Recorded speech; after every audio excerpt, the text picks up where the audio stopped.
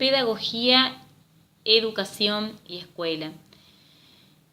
La pedagogía es una palabra de origen griego que significa paidos, niño, y agogía, llevar, conducir. Es decir, que esta palabra significa conducción del niño. El término pedagogía con este significado se utilizó por varios siglos, hasta que en el siglo XVIII la Ilustración europea le otorga un nuevo significado al término pedagogía. Paidos, niño, adquiere un carácter humano y abarca todas las etapas de la vida humana y no solamente la niñez. Y ago deja de ser la conducción meramente física del niño para significar la conducción, el apoyo personal, vivencial y espiritual. En el siglo XIX la pedagogía se ve influenciada por las concepciones positivistas y es allí donde podemos empezar a hablar de la pedagogía como ciencia de la educación, ya que el hecho educativo se comienza a estudiar a través de los principios de las ciencias naturales, que son la observación, la experimentación y la inducción. En la actualidad, el concepto de pedagogía se relaciona con la ciencia y el arte de educar, cuyo objeto de estudio es la educación y abarca la formación del individuo en todos sus ámbitos. Por ende, como recién mencionaba, la educación es el objeto de estudio y de reflexión de la pedagogía. La educación, para poder explicarla o entenderla, hay que hacerlo a la luz de los contextos históricos, sociales y culturales en la que ella se manifiesta.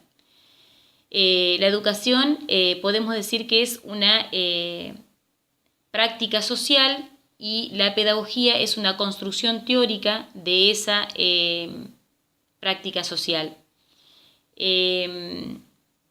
La pedagogía es una actividad teórica, como mencionaba, y la educación es una actividad práctica. La pedagogía reflexiona sobre el hecho educativo, sobre el problema educativo, y la educación sobre la acción de educar. No es lo mismo, por lo tanto, pedagogía que educación, pero ambas se necesitan. No podemos hablar de pedagogía sin educación y tampoco podríamos explicar la significación científica de la educación sin la pedagogía. La educación es un proceso de socialización particular que podemos decir que se divide en dos fases. La primera es la socialización primaria, que es la que el niño recibe durante el periodo de la niñez y donde el agente que actúa allí en la formación del niño es la familia. Brindándole el lenguaje y ciertos esquemas necesarios para que el niño pueda actuar sobre la realidad. En esta fase va a variar de acuerdo al grupo social al que el niño pertenece, a la cultura y a la época.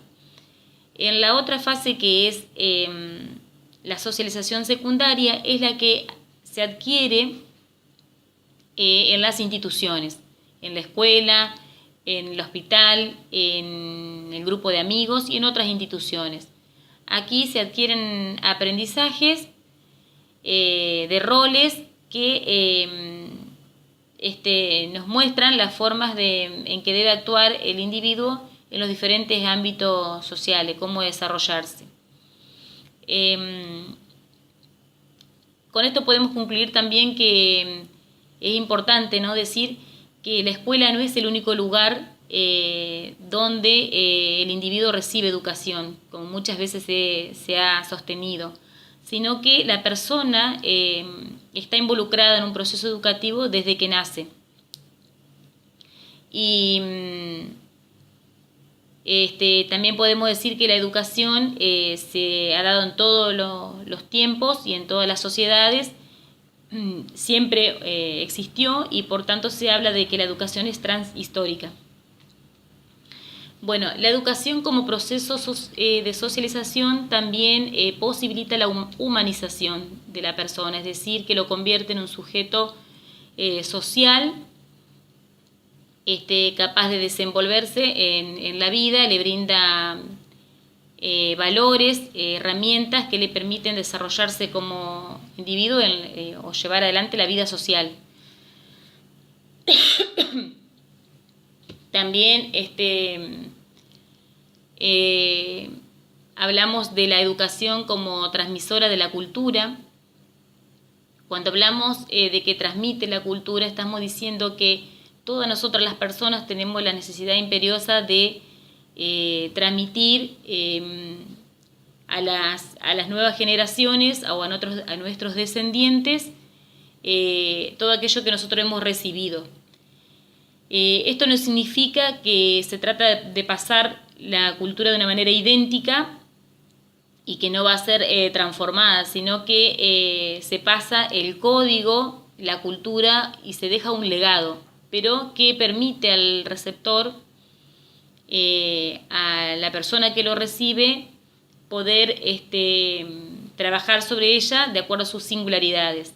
¿Qué quiero decir con esto? Que la transmisión de la cultura es interrumpida, que deja ver la diferencia y que surge de allí algo nuevo y que cada generación va a ir produciendo y reproduciendo la cultura y lo social de una manera única y original. También es importante hablar de la escuela como institución social, ya que cumple dos fines bien concretos dentro de lo que es garantizar el desarrollo de la socialización secundaria del hombre. Estos fines concretos son, primero, el de transmitir la cultura, la herencia cultural de la humanidad. Y la otra es la de formar a la persona, al individuo, para que se pueda desempeñar en el mundo actual y futuro de la comunidad. La escuela cumple funciones sociales. Una de ellas es preparar al individuo para la incorporación en el mundo laboral, brindándole herramientas que le permiten mejores oportunidades dentro de lo que es el mundo laboral, y que lo hace brindándolo a través de las diferentes currícula o materias. Y también la otra función social que cumple es formar al ciudadano para poder desenvolverse en la vida pública. La escuela es una institución que ejerce poder, como podemos ver, a través de la educación, lo ejerce en el día a día de las instituciones,